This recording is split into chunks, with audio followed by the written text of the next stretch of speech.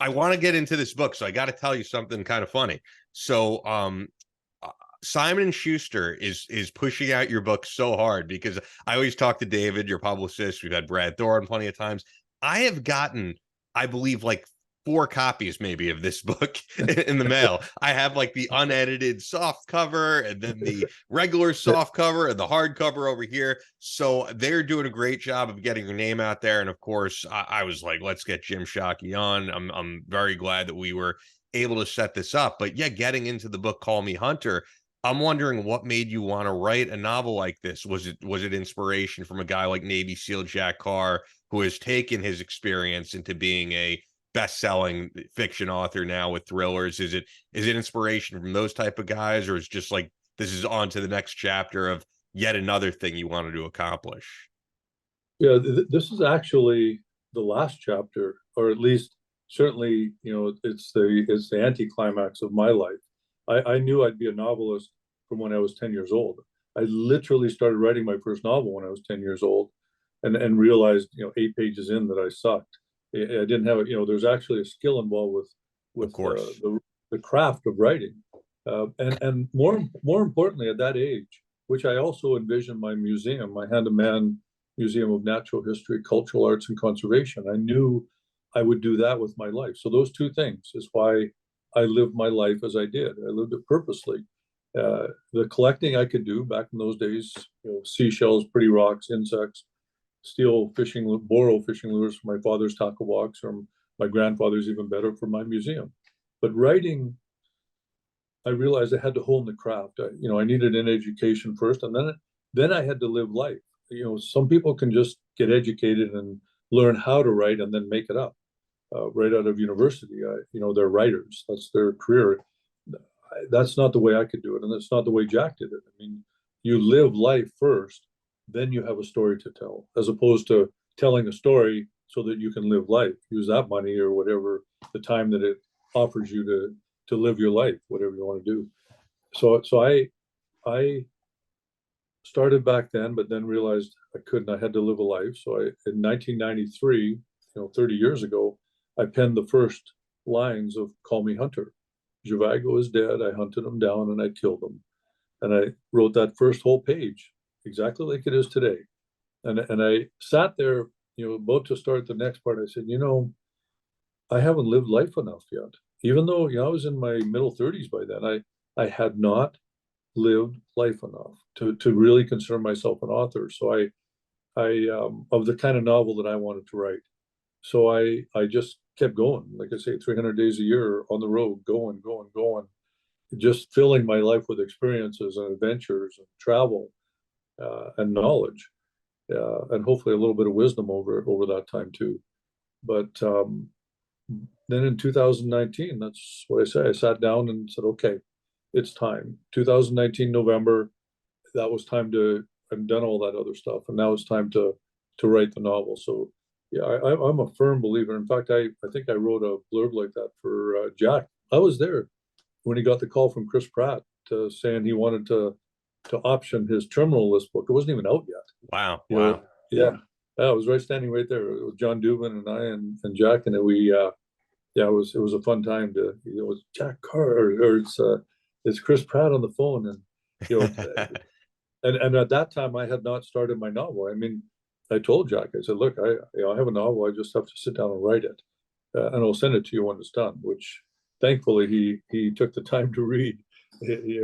That's unbelievable that he actually did that. But Yeah, yeah, he so seems this to be a guy who likes to give back in that sense, which Brad Thor was the same way. And when Jack Carr yeah, came on the scene, and I think there's yeah, some people who see everyone as competition, and then there's other guys who want to collaborate more and build the brand. And I think they know that if someone picks up Jim Shockey, Call Me Hunter, they're a fan of the genre. They're going to pick up the next Jack Carr book. It's yeah. not like people are going to read one book and then I'm done reading these types of books. No, and they've proven that.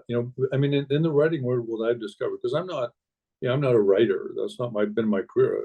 I've been a liver of life. That's been my career. Um, so coming into the actual industry of writing, it was fascinating to me because it's very, very few authors will recommend a manuscript to their agent or to a publisher. I mean, what's the upside for them? Well, they've created competition. That's one way to look at it.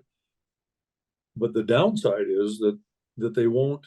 The publisher doesn't thinks it's crappy, or their agent thinks it's crappy, and they've wasted 10 or 15 hours of their time reading a raw manuscript. So I get it, because then the that you'd be resentful, especially when you're getting 1,000 manuscripts a week, like Simon and Schuster does, raw manuscripts. So it's just not done in the industry. So when Jack Carr recommended mine to Emily Bessler, I mean, and I know Brad Thor helped him along the way.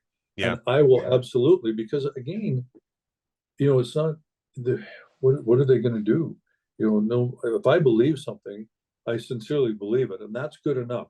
It means, if my agent knows me, then they know that I sincerely believe this. This is something good. If you don't like it, that's okay. It's a difference of opinion, but my opinion is valid, and I truly believe in this. And I don't care about losing everything that I worked for in this world of writing. If it's good, it's good. And also, like you say, you're a stronger team. The character James Reese is a hunter. I mean, how super cool is that? He's flipped the stereotypes around. Yeah, he's a pretty masculine guy, and probably there'll be some readers out there who find it toxic, but that's their problem. There's a pile of people that love that character because he is masculine. Look how many books Jack has sold. He had 3 bestsellers on the New York Times bestseller list at the same time. I mean, that's unheard of. So I think Jack is doing it the way it should be done. We should all be helping each other. That's their civic duty, and it makes us stronger as people in our communities, whatever that community happens to be, whether it's the writing community or your local community. Help people, pay it forward. Help them if you can. You should. Well, your viewers are going to kill me for this one, but Karl Marx said, from those according to their ability to those according to their need. And it was the one thing that he got right. The rest he was totally haywire about. So everybody, please don't send me the crappy. Although it's probably the context of it, right? Because when Karl Marx was saying it, it was about like the redistribution of wealth. Right.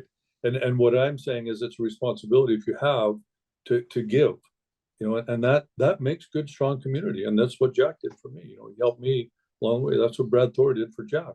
And it's what I will do if Call Me Hunter gives me any kind of a voice or any kind of power in that industry. And the more we get in there, you start moving that pendulum back the other way. It becomes the catalyst. I mean, however you want to, whatever metaphor you want to use, it starts to change the perspective on that type of character. That people that think that way, that, hey, they're kind of cool. And what they do is, it's awesome. I mean, they live a field to table lifestyle. We shouldn't be holding them out on the outer fringes of our society. In fact, we should be, idolizing them because of what they do. And we wish we could do that too. So I'm hoping that, and I believe that Jack believes that too. And people that do help others, that have our perspective on the Second Amendment, that we all work together and don't divide among our own little group. You get divided and conquered by people that want us gone. When you said earlier about the guns in Canada taken away, they don't want you to have any handguns. You know what they did? They banned 32 caliber handguns. Well, why did they ban 32 caliber handguns? 38s are perfectly fine, 22s are perfectly fine, because there was very few 32 caliber handguns.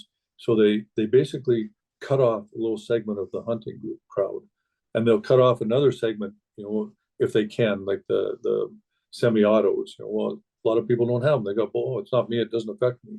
And we can't allow that. We have to stand up together and say, no, we're all part of this. We're all kindred spirits here, and we're all working together for a common good, which I think is also a common right, not just a good. Absolutely. Yeah, I agree. You know what I was going to ask you about when you were saying how you're someone who needed to live life before you put out this book, before you wrote an entire novel.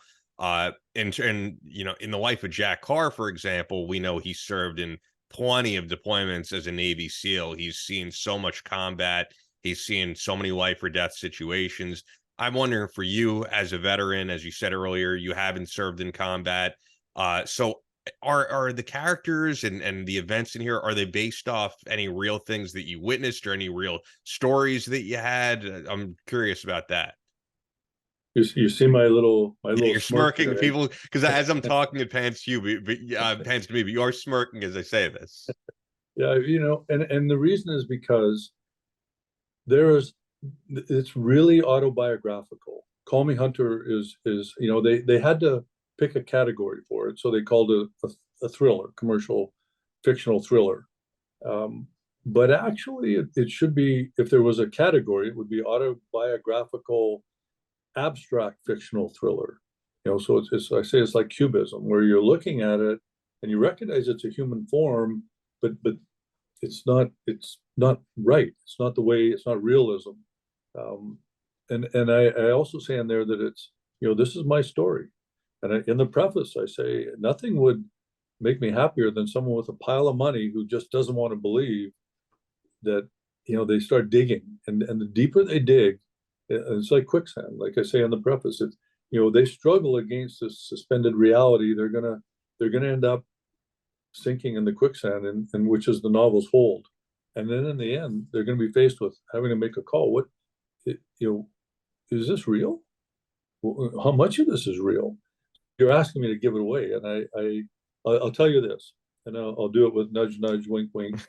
Uh, it's 80% truth and 20% fiction, and the fiction part is anything that would put anybody in jail. Well So said. that's Yeah. yeah. So it's but the every it's my story, so the characters are me. The characters are me. Not, I mean, Zhivago, the villain, isn't me, but it's characters that I've encountered along the way that are so ideologically extreme that it's beyond humanity, and that's you don't have to look very far in our world to see people like that are so far outside.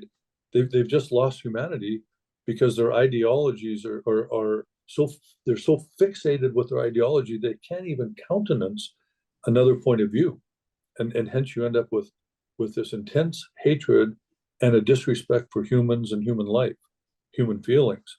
I flipped the stereotypes around. I made it an animal rights extremist, the villain in the novel Call Me Hunter, and I made the anti-hero. He's not a hunter. There's no killing of animals. It's nothing about hunting, but it is about hunting because it's a lifestyle, a spirituality that the anti-hero discovers as he goes along in this novel. And then the young protagonist, a young lady in her 20s, she also slowly starts to realize that she has again, back to the word kindred spirit with the wildlife, with the wild places, with the animals, with living a field to table lifestyle, to make it a little bit prosaic. So all of these are characters that exist in the real world that I've encountered. Yes, every one of them, and the situations are the fictional part. Depending, like I say, if I put somebody in jail, then it's fiction. It didn't happen. Yeah. Yeah, it doesn't mean it didn't happen. I'm just saying it's fiction. Yeah. No, I so got you. so it's not. Yeah, For legal purposes, it didn't happen. yeah. Well, yeah, but I mean, any of the other parts of it are, yeah, they're true. I mean, you can pick out specific instances and ask me, and I'll tell you. Somebody asked me about Lonnie Anderson the other day because she's mentioned in there, and Stephanie Zimlis and Michelle Lee, that they had a dinner or lunch with absolutely most beautiful woman in the world, and a cinematographer, Laszlo George, in Vancouver, along with the character Hunter, or Icarus at the time. Um, and this person that they were digging and they couldn't find any references. Well, maybe you didn't dig enough. Maybe it's your desire just wasn't enough to figure it out. So I walked them through Google. Google those three actresses, when were they together? Well, they were in Vancouver in the 1980s, and they did a movie together, Tale of the Three Wives, and the cinematographer was Laszlo George. And if you look down the list of cast of characters, there's Louise Johan. Well, my wife's maiden name was Johan. She was there, and so was I. Well, so was the character Hunter, because Hunter is, I'm real, Hunter's fictional. But that all happened, and there's no way that, and I say there, that Lonnie Anderson, she can't deny it. Neither can Stephanie Zimlist or Michelle Lee. They can't deny it because they were there. Laszlo George has passed away, sadly, but they can't deny that these events happen. Goldie Hawn, I say she's got a cute giggle. She does, because she can't deny having a lunch with the character, in this novel and being one of his customers. I mean, I know that it's a fact, but the names have been changed. That's why I say they won't recognize Michael Crichton, Tom Selleck. I mean, just movie star people, but it goes on and on and on and on in this novel. These are all, when you've lived a life out on the outside of that bell curve, out on those fringes out there, then really, truly, fact is more unbelievable than fiction. And that's all I've done in this novel is just tied all those ends together. And it's why the whole way, as I was living my life, I was writing this novel. I was living the novel, so writing it was easy. I just had to sit down and actually get it down on paper. I already had it written in my head because I'd lived it.